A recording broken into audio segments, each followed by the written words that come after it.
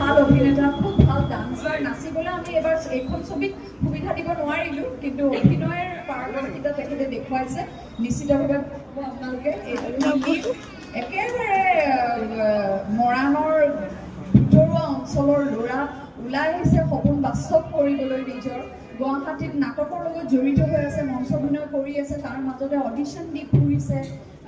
হঠাৎ সেই যে কপালত থাকে, আৰু কপালতকৈ ডাঙৰ কথা মানুহে সপোন দেখিলে, কষ্ট কৰিলে সঁচা অৰ্থত যে সপোন বাস্তৱ হয়।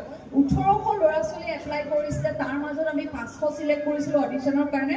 তাৰ মাজতে 27 গৰাকী, আকৌ 27 গৰাকীৰ মাজতে আকৌ মুখ্য চৰিত্ৰত 2 গৰাকী আৰু গুৰুত্বপূৰ্ণ 3টা চৰিত্ৰত ইভান, মিলিন আৰু ৰাখি বোলে অভিনয় কৰিছে। গতিকে মই ভাবোঁ সপোন দেখিছে, সপোন বাস্তৱ কৰিবলৈ কষ্ট কৰিছে, এনেই উঠি অহা নাই। নাটক কৰিছে, কষ্ট কৰিছে। গতিকে নিপুণ চেতিয়া এয়া মৰাণৰ আপোনালোকৰ আশীৰ্বাদ বিচাৰি আহিছে। এইজন ৰাখিবুল দুৰ্দান্ত অভিনেতা এজন। আমি যেনেকৈ পাৰোঁ এবাৰ সুযোগ দিছোঁ আমাৰ ছবিত, এনেই ভাল কাম কৰি আছে গুৱাহাটীত।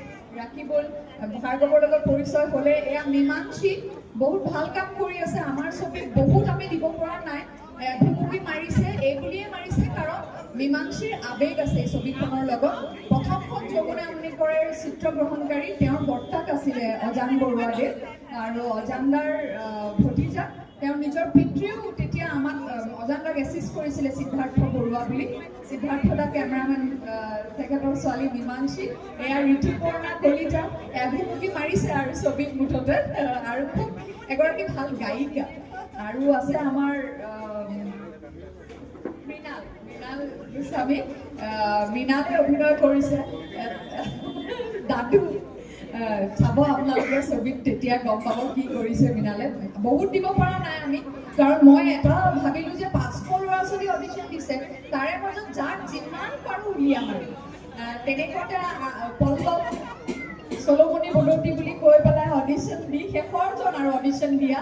তেখেতেতো এটা নাৰীৰ চৰিত্ৰ আছে, সেইটো কাটি পেলাই পুৰুষৰ চৰিত্ৰ কৰি দিছিলোঁ ইয়াৰ কাৰণে।